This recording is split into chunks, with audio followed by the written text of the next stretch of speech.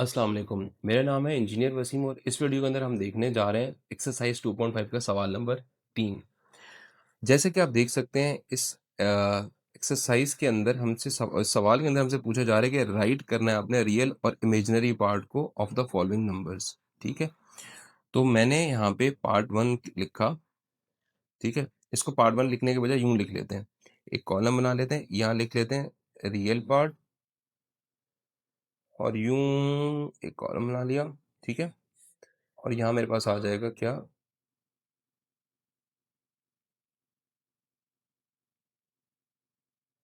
Imaginary part आ जाएगा। सही है।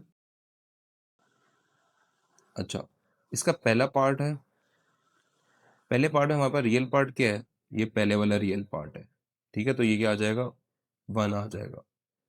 ठीक है, और इसका इमेजिनरी पार्ट क्या है, इसका इमेजिनरी पार्ट है 1। ठीक है, देखिए इमेजिनरी पार्ट भी 1 है, आयोटा सिर्फ ये बता रहा है कि ये इमेजिनरी हिस्सा है इसका, लेकिन उसकी जो वैल्यू है वो 1 है। अच्छा, पार्ट 2 देखते हैं।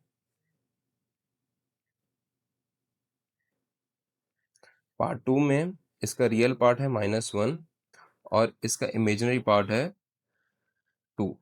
ठीक है, ये लिखा हुआ है, ये -1 है और ये 2 है।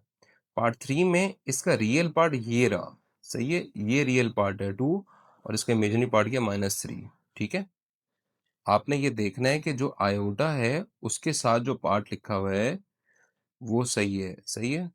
पार्ट 4, इसका रियल पार्ट क्या है, इजी है, -2 है इसका रियल पार्ट है और -2 ही इसका इमेजिनरी पार्ट है। अच्छा, पार्ट 5 का क्या होगा, देखिए आप इसमें मैं सिर्फ इमेजिनरी पार्ट लिखा हुआ है, इमेजिनरी पार्ट का तो मैंने लिख दिया -3, क्योंकि इसमें रियल पार्ट नहीं है इसलिए इसकी वैल्यू क्या हो जाएगी, 0। Very good. पार्ट 6 के अंदर हम बात करते हैं।